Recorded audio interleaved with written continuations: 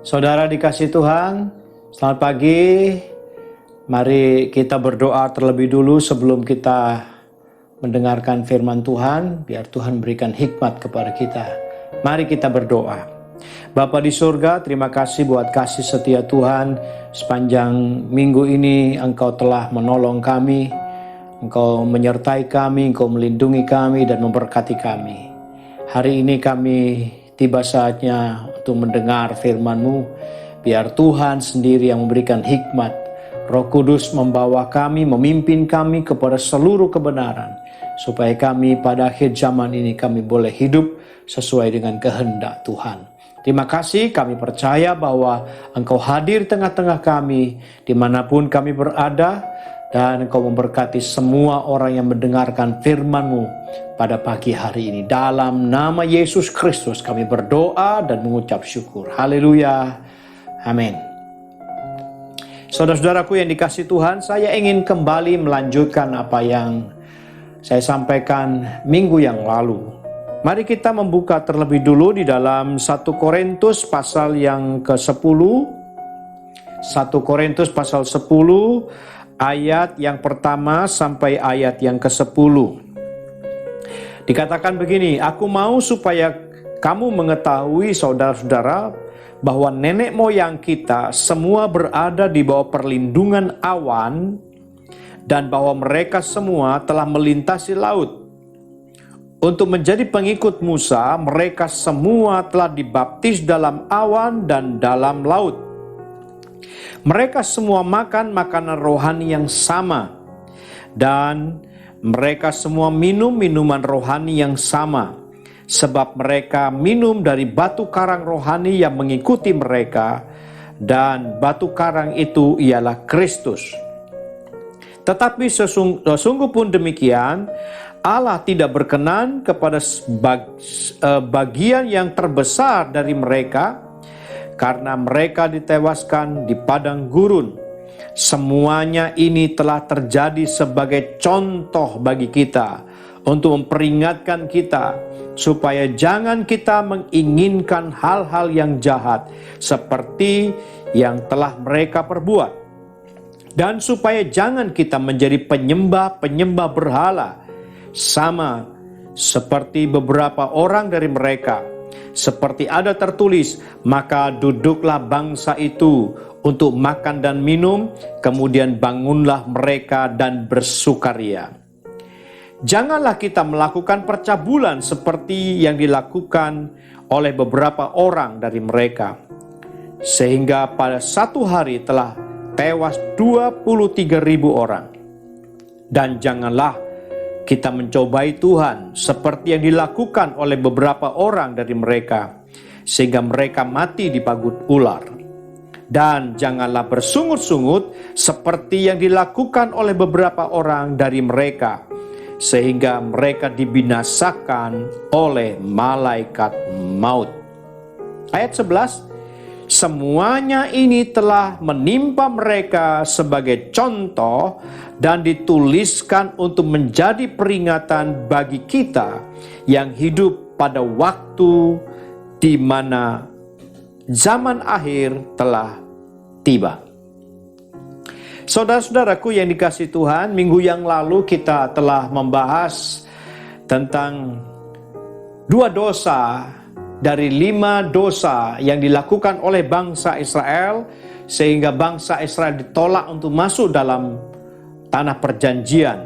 Yaitu yang pertama adalah dosa yang menginginkan hal-hal yang jahat.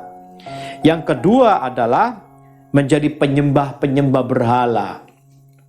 Saudara, 2 hal ini yang menyebabkan mereka tidak masuk dalam tanah perjanjian. Nah, hari ini mari kita lanjutkan dosa yang ketiga. Dikatakan begini, ayat yang ke-8, janganlah kita melakukan percabulan seperti yang dilakukan oleh beberapa orang dari mereka, sehingga pada satu hari telah tewas 23.000 orang. Saudara-saudaraku, dosa yang ketiga yang mereka lakukan ketika dalam perjalanan dari Mesir ke tanah perjanjian Kanaan, yaitu adalah percabulan.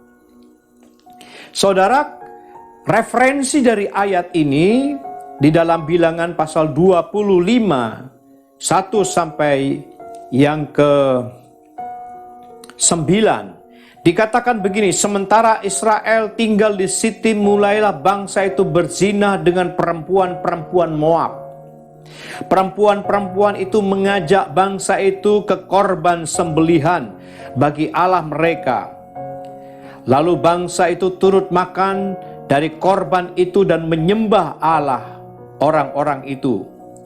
Ketika orang Israel berpasangan dengan Baal Peor, bangkitlah murka Tuhan terhadap Israel. Lalu berfirmanlah Tuhan kepada Musa, tangkaplah semua orang yang mengepalai bangsa itu, dan gantunglah mereka di hadapan Tuhan di tempat terang, supaya murka Tuhan yang menyala-nyala itu surut daripada Israel. Lalu berkatalah Musa kepada hakim-hakim Israel, baiklah, masing-masing kamu membunuh orang-orangnya yang telah berpasangan dengan Baal Peor. Kebetulan datanglah salah seorang Israel membawa seorang perempuan Midian kepada sanak saudaranya, dengan dilihat Musa dan segenap umat Israel yang sedang bertangis-tangisan di depan pintu kemah pertemuan. Ketika hal itu dilihat oleh Pinehas, anak Eleazar, anak Imam Harun, bangunlah ia dari tengah-tengah umat itu dan mengambil sebuah tombak di tangannya, mengejar orang Israel itu sampai ke ruang tengah dan menikam mereka berdua, yakni orang Israel dan perempuan itu pada perutnya. Maka berhentilah tulah itu menimpa orang Israel. Orang yang mati karena tulah itu ada 24.000 orang banyaknya. Saudara-saudaraku, ini satu kisah yang dialami oleh bangsa Israel ketika mereka berpasangan dengan orang-orang yang bukan orang Israel, yaitu orang-orang Midian. Nah, dikatakan bahwa ketika mereka berpasangan satu dengan yang lain, mereka mencari istri, lalu kemudian mereka melakukan percabulan, lalu kemudian mereka menyembah berhala. Maka Tuhan begitu murka, karena perintah Tuhan jangan ada berhala apapun bentuknya di hadapan Dia. Mereka melanggar perintah Tuhan ini. Lalu kemudian terjadilah tulah yang begitu hebat, sehingga dikatakan dalam satu hari ada 24.000 orang mati. Saudaraku dikasih Tuhan, dan betapa seriusnya dosa percabulan ini. Saudara, kalau kita berbicara tentang percabulan, di dalam perjanjian lama, percabulan itu selalu dikaitkan dengan penyembahan berhala. Karena penyembahan berhala itu melegalkan percabulan. Nah, percabulan dalam penyembahan berhala itu adalah salah satu ritual untuk penyembahan kepada berhala-berhala pada waktu itu secara umum, saudara. Maka di dalam perjanjian lama, percabulan itu diidentikan dengan penyembahan berhala. Lalu kemudian di dalam perjanjian baru, kata percabulan itu diambil dari kata porneia. Dari kata ini turunlah kata pornografi atau porno. Nah, saudara-saudaraku dikasih Tuhan, di dalam perjanjian baru, kata percabulan ini tidak hanya pengertiannya bahan berhala, diidentikan penyembahan berhala atau perzinahan di hadapan Tuhan dengan berhala-berhala yang mereka sembah, tetapi pengertiannya lebih luas, yaitu dosa yang berhubungan dengan seksual. Di dalamnya termasuk perzinahan, persundalan, penyimpangan seks, dan sebagainya. Nah, saudara-saudaraku, percabulan ini pengertiannya diperluas dalam perjanjian baru. Walaupun memang secara spesifik pengertian masing-masing itu berbeda.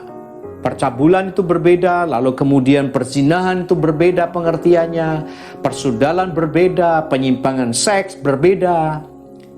Tetapi secara keseluruhan, perbedaan-perbedaan tercakup di dalam percabulan. Karena percabulan punya pengertian yang lebih luas dari perzinahan,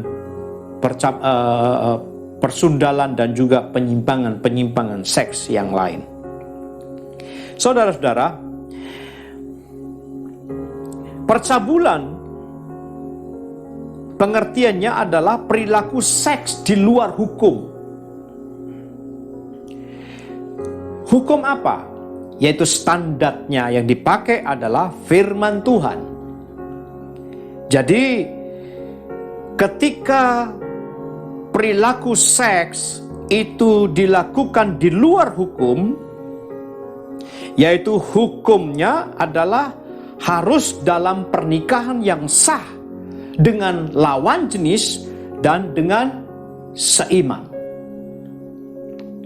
Saudara-saudara, saya tambahkan lawan jenis. Karena sekarang ini sudah dilegalkan pernikahan sejenis. Dan negara-negara sudah melegalkan itu. Makanya saya katakan, kalau kita menuruti firman Tuhan, standarnya firman Tuhan, standarnya hukum Allah, hukum firman Tuhan, hukum kebenaran yang disampaikan oleh Tuhan di dalam Kristus Yesus, maka bukan hanya sah dalam pernikahan, tetapi juga lawan jenis.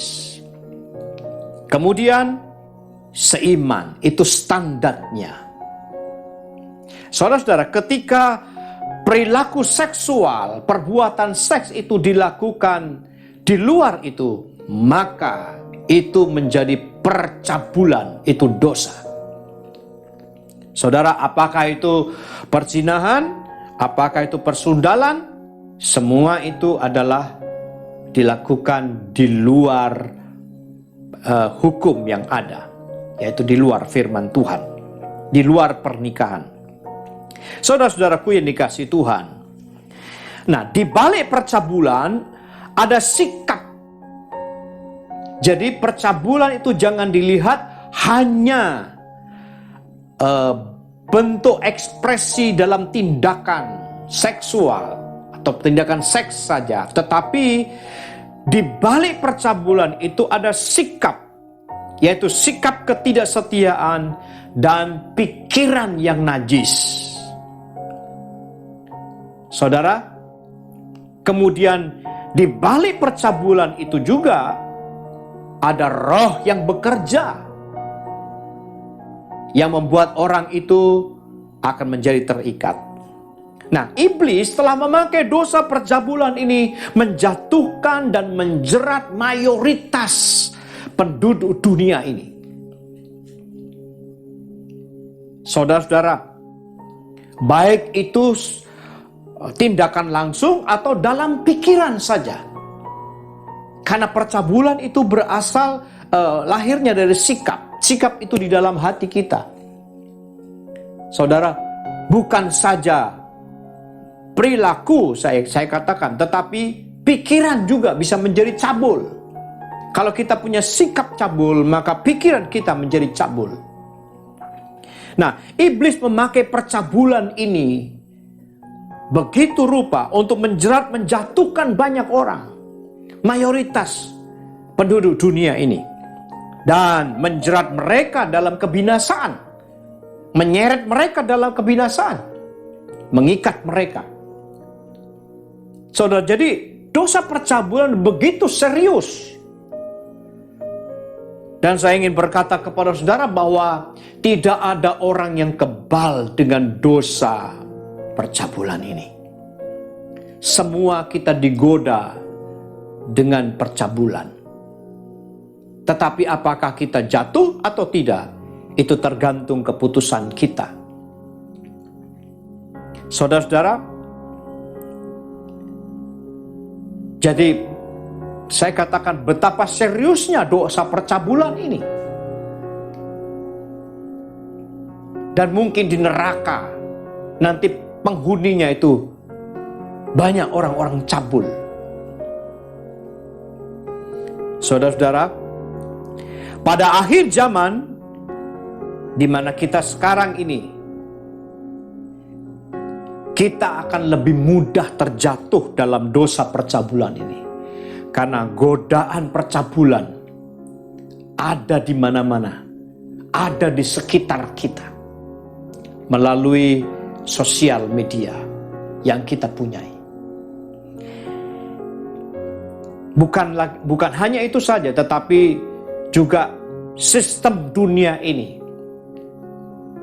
sudah membenarkan perilaku-perilaku percabulan yang dulu kita anggap tabu. Saudara, nah persoalannya sekarang, bagaimana cara kita untuk terhindar dari percabulan? Kita tidak punya sikap hati yang cabul. Saudara, yang pertama adalah matikan keinginan duniawi. Di dalam Kolose pasal 3 ayat 5 berkata begini, karena itu matikanlah dalam dirimu segala sesuatu yang duniawi, yaitu percabulan, kenajisan, hawa nafsu, nafsu jahat, dan juga keserakan yang sama dengan bahan berhala. Paulus berkata, matikanlah dalam diri kita, yaitu matikan keputusan untuk melakukan percabulan. Pola pikir duniawi kita harus ganti dengan pola pikir kebenaran. Kemudian buanglah penyebabnya. Bukan hanya merubah pola pikir kita yang najis, yang cabul, tetapi kita juga harus membuang penyebabnya.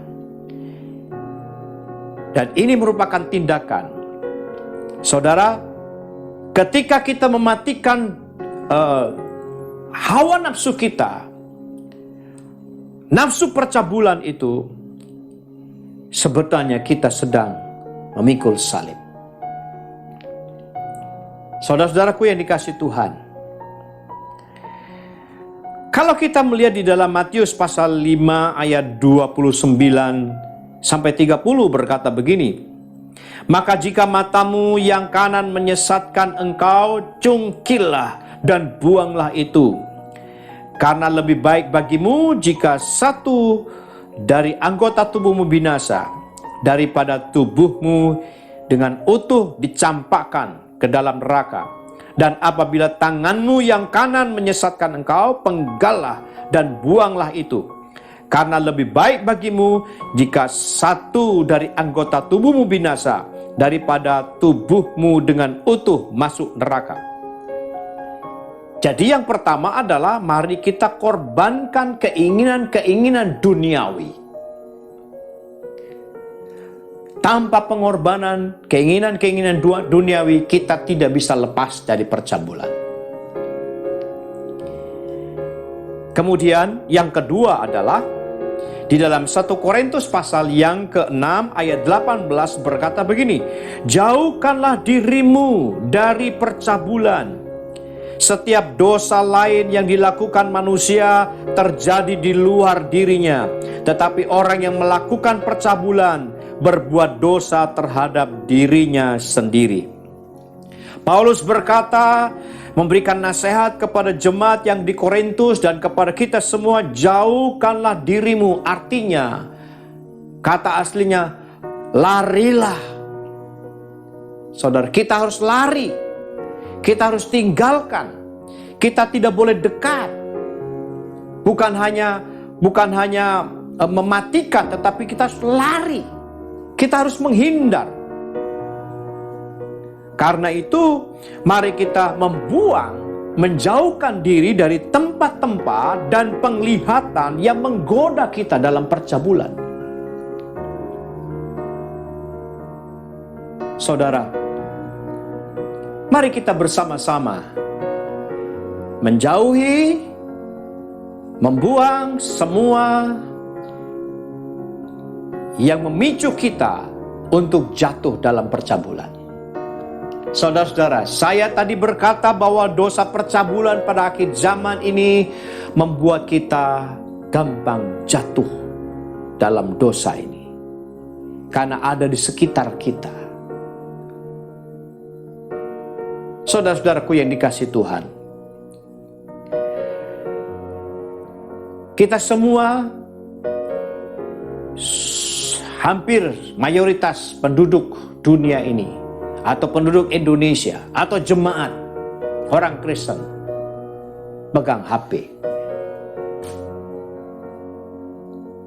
punya HP, smartphone. Nah, saudara, hati-hati menggunakan itu.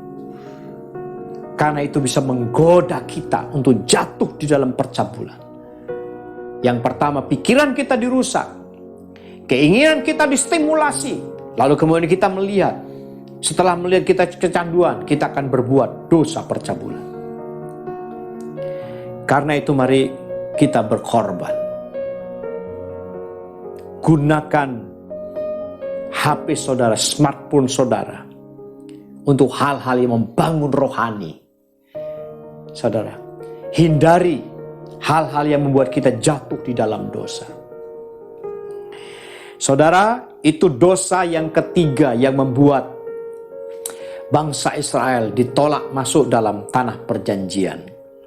Nah, dosa yang keempat, yaitu di dalam 1 Korintus pasal 10 ayat 9, dikatakan begini, dan janganlah kita mencobai Tuhan seperti yang dilakukan oleh beberapa orang dari mereka, sehingga mereka mati dipagut ular. Saudara, kisah ini terdapat di dalam Bilangan 21 ayat 4-7. Dikatakan begini, setelah mereka berangkat dari Gunung Hor, berjalan ke arah Laut Teberau untuk mengelilingi tanah Edom, maka bangsa itu tidak dapat lagi menahan hati di tengah jalan. Lalu mereka berkata melawan Allah dan Musa, mengapa kamu memimpin kami keluar dari Mesir, supaya kami mati di padang gurun ini? Sebab di sini tidak ada roti dan tidak ada air, dan akan makanan hambar ini kami telah muak. Lalu Tuhan menyuruh ular-ular tedung di antara bangsa itu yang memangkut mereka, sehingga banyak dari orang Israel mati. Kemudian datanglah bangsa itu mendapatkan Musa dan berkata, kami telah berdosa sebab kami berkata-kata melawan Tuhan. Dan engkau berdoalah kepada Tuhan supaya dijauhkannya ular-ular ini daripada kami. Lalu Musa berdoa untuk bangsa itu. Saudara-saudara, mencobai Tuhan adalah salah satu tindakan yang serius sekali. Apa mencobai Tuhan itu? Yaitu mencobai Tuhan dalam konteks ini adalah menentang, memaksa Tuhan. Saudara, yang pertama menentang atau memaksa Tuhan untuk melakukan hal-hal yang tidak dikehendakinya. Bukan keputusannya. Tuhan dipaksa melakukan kehendak kita. Apa yang kita inginkan. Saudara, bukan kita tidak boleh meminta kepada Tuhan, tapi kita tidak boleh memaksa Tuhan untuk memenuhi seluruh keinginan kita. Karena sesungguhnya kita tidak maha tahu. Apa yang kita inginkan mungkin tidak baik bagi kita. Kita tidak tahu. Tetapi Tuhan itu maha tahu. Saudara, Yang kedua adalah menentang atau memaksa Tuhan membuktikan dirinya karena ingin menguatkan ketidakpercayaannya.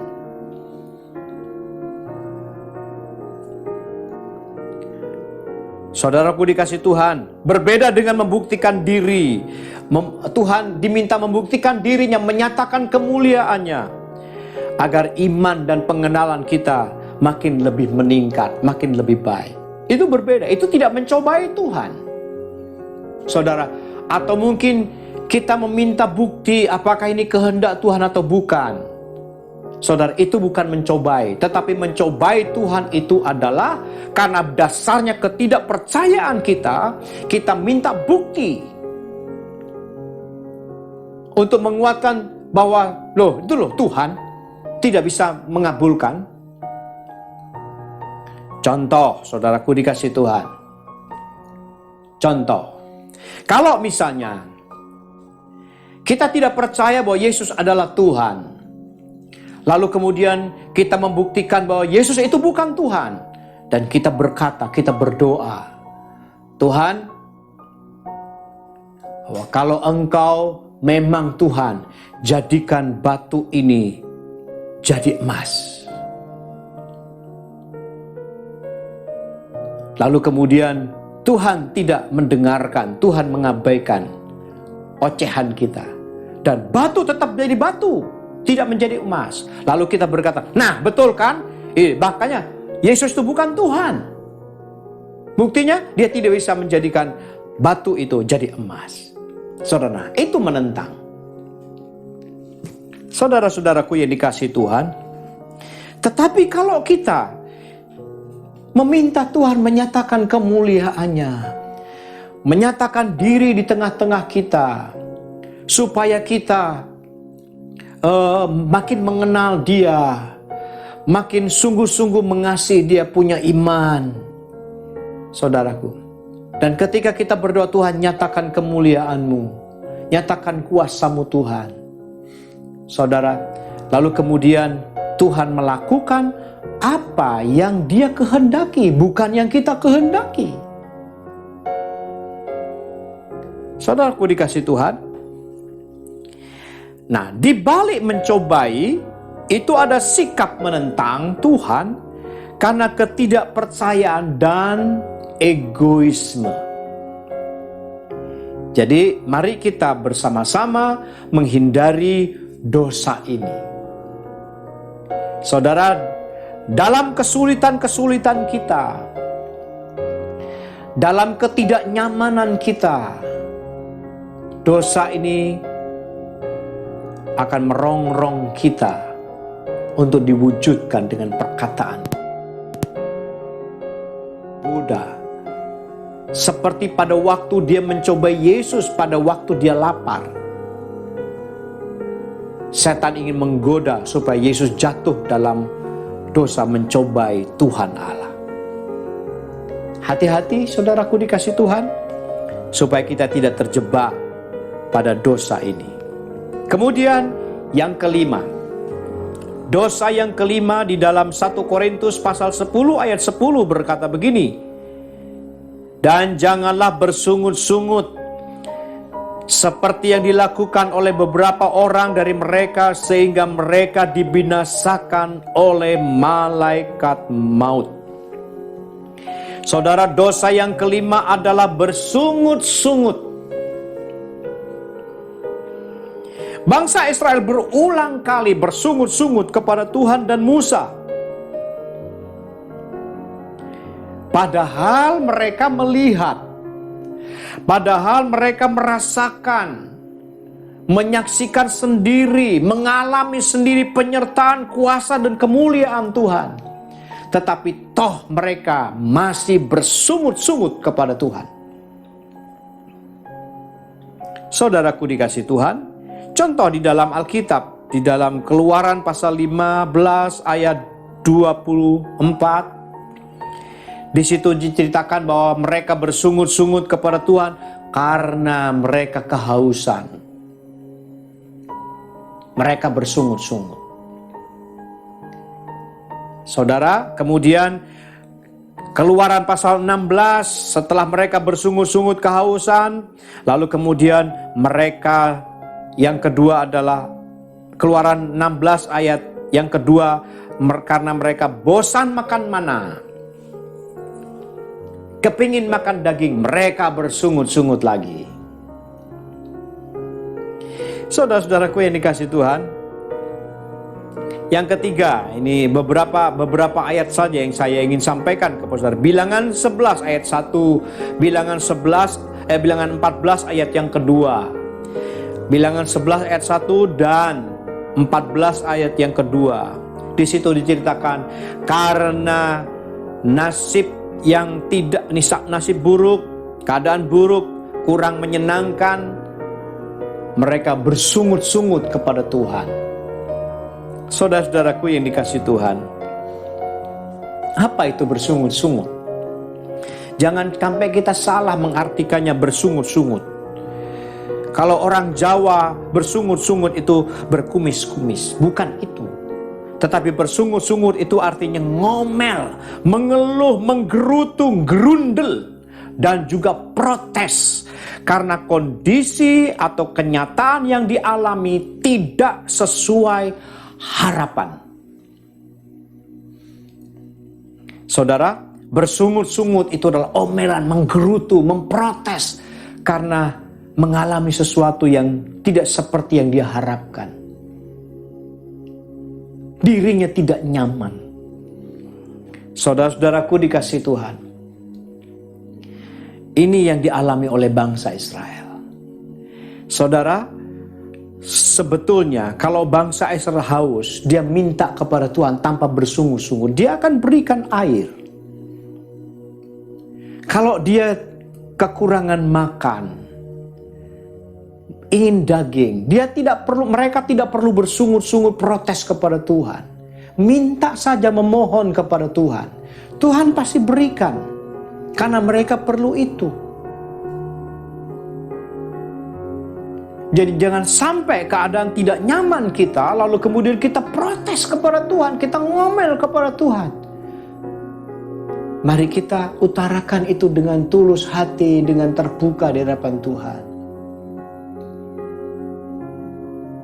Biarkan dia melakukan dengan caranya sendiri. Karena Tuhanlah yang paling mengerti tentang kita. Dia yang paling mengerti yang terbaik bagi kita. Saudara, bersungut-sungut sebenarnya bukan hanya keluar dari mulut kita, tetapi merupakan sikap. Apa yang keluar dari mulut kita itu adalah ungkapan dari sikap hati yang dalam. Saudara, sikap di balik bersungut-sungut itu adalah yang pertama, tidak setuju dengan apa yang Tuhan izinkan kita alami. Tuhan mengizinkan yang baik, yang menyenangkan kita. Dan juga dia bisa mengizinkan hal-hal yang tidak menyenangkan kita, mungkin tidak baik bagi kita. Dan ketika kita mengalami hal-hal yang baik, Tuhan izinkan kita mengalami hal baik. Wah, kita bersuka cita, kita senang, kita bergembira. Tetapi ketika kita masuk dalam pencobaan, penderitaan, hal-hal yang tidak menyenangkan kita, lalu kemudian kita protes kepada Tuhan. Itu bersungut, itu sikap. Kemudian yang kedua adalah sikap menolak kedaulatan Tuhan atas diri kita sebagai umatnya. Saudara ingat baik-baik bahwa kita ini sudah ditebus oleh darah Kristus. Hidup kita bukan milik kita lagi. Di dalam Alkitab dikatakan bahwa dia telah mati, dikuburkan dan bangkit supaya dia menjadi Tuhan atas semua orang yang mati dan yang hidup. Jadi dia adalah Tuhan, dia pemilik hidup kita. Saudara, ketika kita menggerutu, kita protes kepada Tuhan, kita bersungut-sungut, kita menolak kedaulatan Tuhan. Saudara, sebagai pemilik, dia berhak melakukan apa saja kepada kita. Sama seperti kita melakukan apa saja kepada apa yang menjadi milik kita, yang telah kita beli. Apakah kita mau kasih orang, apakah kita mau simpan, mau tidak pakai, atau kita hancurkan, itu terserah kita. Apa yang menjadi milik kita, barang yang menjadi milik kita, tidak bisa protes, karena kita adalah tuannya. Sama, hidup kita itu telah ditebus oleh Tuhan, Dia menjadi pemilik atas hidup kita. Dan kita tidak boleh protes. Karena apa? Karena Dia yang memiliki hidup kita. Kemudian yang ketiga adalah memaksakan kehendak kita sendiri. Sikap inilah yang membuat kita bersungut-sungut, menggerutu, ngomel, protes kepada Tuhan. Saudara, kalau kita sakit, inginnya kita tidak sakit.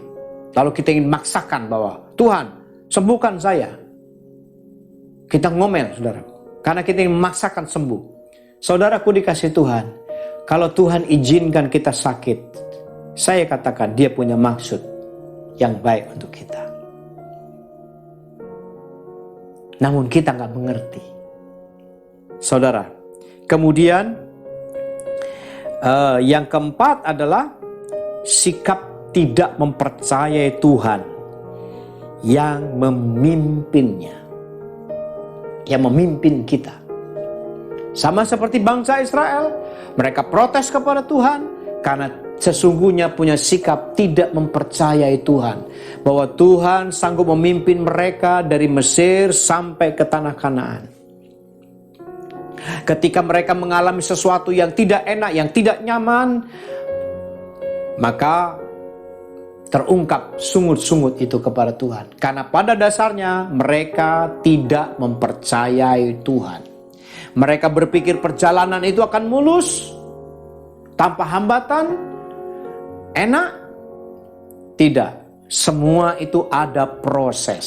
Saudara, kalau kita belajar perjalanan bangsa Israel, itu proses, di balik itu Tuhan punya maksud. Saudara-saudaraku dikasih Tuhan, bersungut-sungut pada dasarnya adalah pemberontakan kepada Tuhan. Sebab itu sebagian besar dari mereka dikatakan ditolak oleh Tuhan.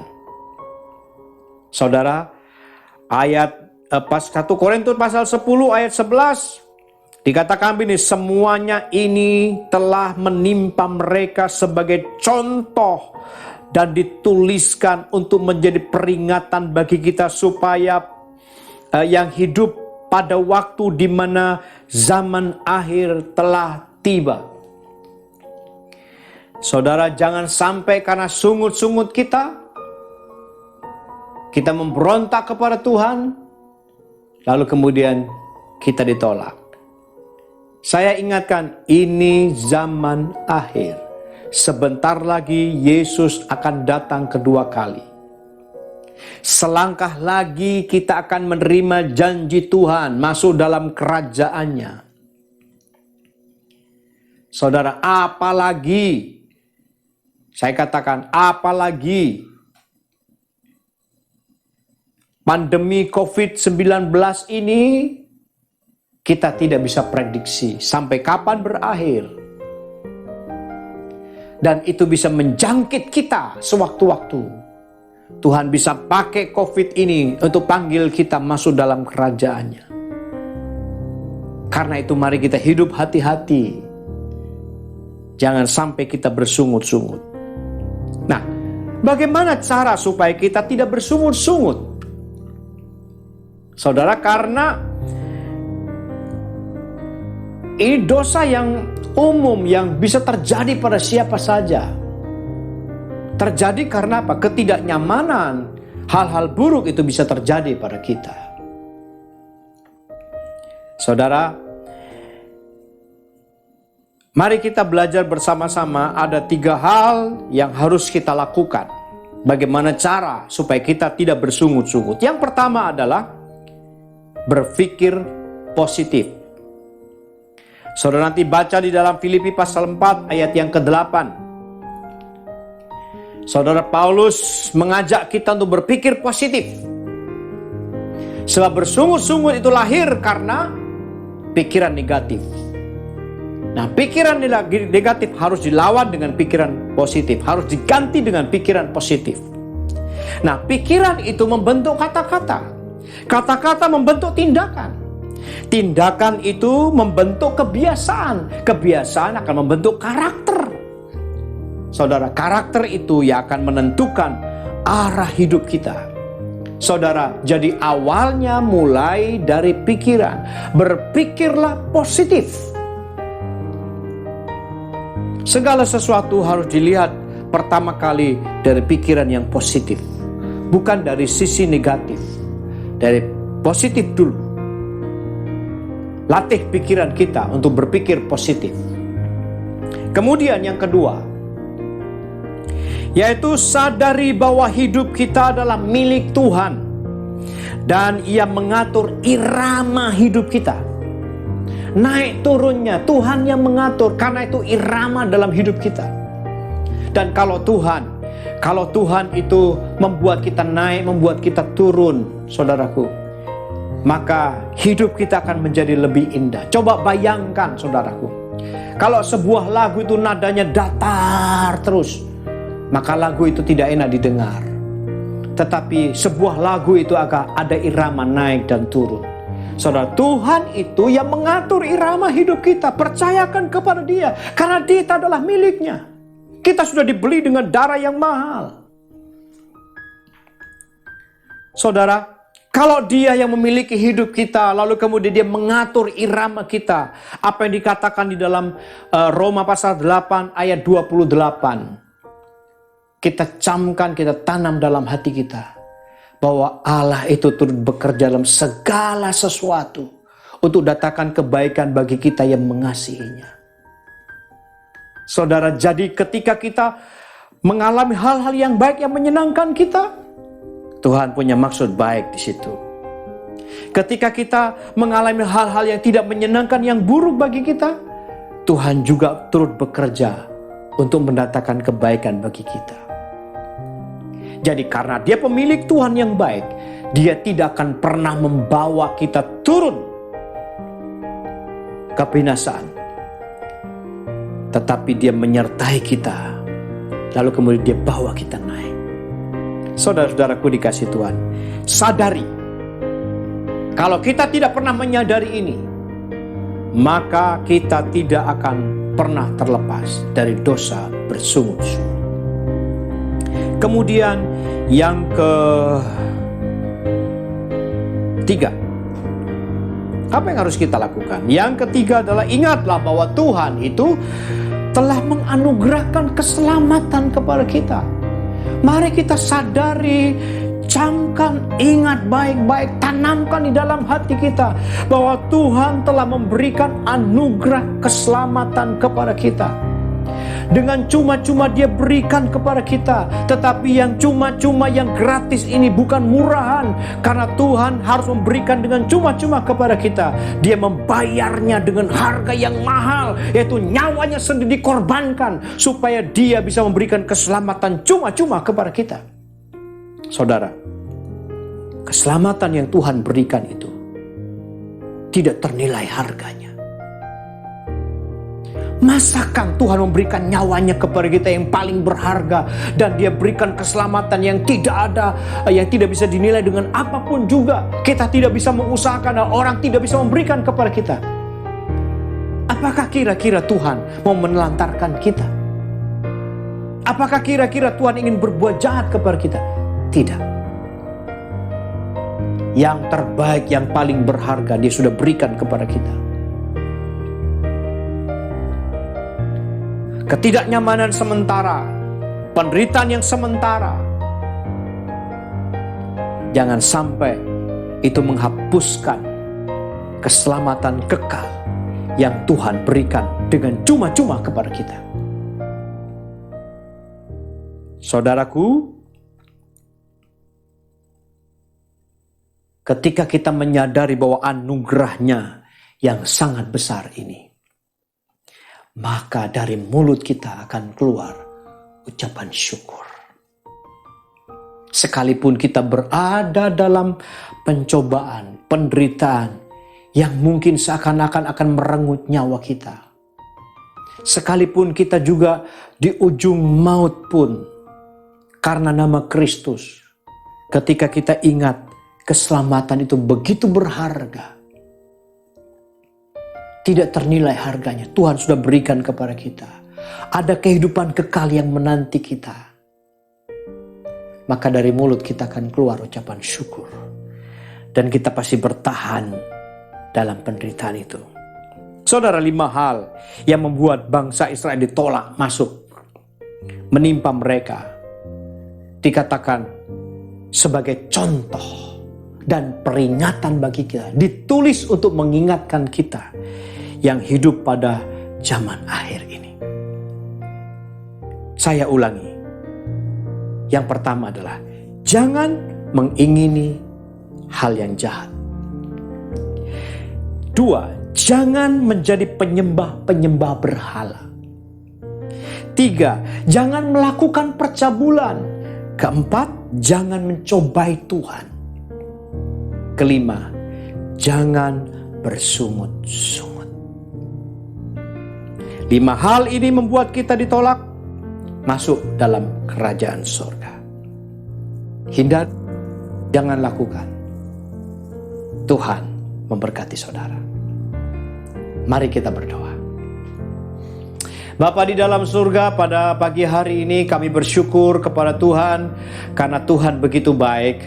Tuhan mengasihi kami, Tuhan mencintai kami, Tuhan mengingatkan kami agar kami tetap berada di dalam kebenaran firman Tuhan. Bapa di surga, terima kasih Engkau mengingatkan kami di akhir zaman ini supaya kami tidak melakukan apa yang dilakukan oleh bangsa Israel. Tuhan, biarlah hal-hal yang baik yang menyenangkan Engkau saja yang kami ingini. Dan jangan biarkan kami menyembah, menjadi penyembah-penyembah berhala. Biarlah kami hanya menyembah Tuhan dan memperlakukan Tuhan sebagai Tuhan, menempatkan Engkau sebagai Tuhan yang berdaulat dalam hidup kami, di mana kami menjadi anak-anak-Mu, menjadi hamba-Mu Tuhan. Bapa, jangan biarkan kami jatuh dalam dosa percabulan. Bebaskan kami dari percabulan, biar pikiran kami murni, tulus, kudus tiada Engkau Tuhan, sama seperti Engkau kudus. Dan jangan biarkan kami juga mencobai Engkau. Jangan kami bersungut-sungut, tetapi biar kami selalu mengucap syukur kepada Tuhan dalam segala perkara. Karena kami tahu bahwa Engkaulah Tuhan kami. Engkau Tuhan yang mengasihi kami. Engkau Tuhan yang mencintai kami. Engkau Tuhan yang memimpin hidup kami. Kami mempercayai Tuhan bahwa Engkau pasti membawa kami ke padang rumput yang hijau, ke mata air yang jernih dan tenang. Sekalipun kami berada dalam lembah kekelaman, Engkau tetap menyertai kami, menghibur kami dengan gadamu dan tongkatmu. Engkaulah yang memimpin kami ke jalan yang benar. Dan kami akan melihat makan sehidangan dengan musuh-musuh kami, di depan musuh-musuh kami. Kami akan diam di dalam rumah Tuhan sepanjang masa bersama dengan Engkau. Itulah yang kami imani Tuhan. Karena Engkaulah yang memiliki hidup kami. Terpujilah nama Tuhan. Kau berkati semua anak-anak-Mu yang mendengar firman-Mu hari ini Bapa, yang menyimpan dalam hati mereka dan melakukannya. Biar kami selalu bersama-sama di dalam hadirat-Mu di hadapan Tuhan. Berkati usaha mereka, berkati secara ekonomi, berkati limpahnya Tuhan. Buat berhasil apa yang mereka kerjakan, berkati yang mereka makan dan minum supaya menjadi kesehatan, kekuatan bagi tubuh kami semua. Dan juga Tuhan, berkati semua milik yang Kau percayakan kepada anak-anak-Mu, supaya Kau lindungi dan melipat gandakannya. Terima kasih Bapa, kami percaya bahwa Tuhanlah yang menjadi kesembuhan bagi yang sakit. Tuhanlah yang melindungi kami dari semua virus corona, supaya kami tetap sehat memuliakan nama Tuhan. Terima kasih Kau berkati pemerintah kami, Bapak Presiden kami, dengan seluruh jajarannya Tuhan, yang sedang menangani COVID-19. Tuhan berkati mereka, beri kekuatan fisik, berkati keluarga mereka. Terima kasih Bapa, kami berdoa biar pandemi ini cepat berlalu Tuhan, sehingga kami punya kehidupan yang normal seperti sedia kala. Terpujilah nama Tuhan selama-lamanya. Saudara, angkat tangan saudara, arahkan hati kepada Tuhan, buka hati baginya. Sebab Tuhan berjanji memberkati dan melindungi engkau. Tuhan menyinari engkau dengan wajahnya dan memberikan engkau kasih karunia. Tuhan menghadapkan wajahnya kepadamu dan memberikan engkau damai sejahtera. Terimalah berkat, rahmat, damai sejahtera yang berlimpah dari Bapa, di dalam naungan kasih sayang Yesus Kristus, penyertaan persekutuan, dan dengan kuat kuasa Roh Kudus menyertai engkau dari hari ini sampai Yesus datang kedua kali. Dalam nama Tuhan Yesus Kristus, Tuhan memberkati saudara semua. Amin.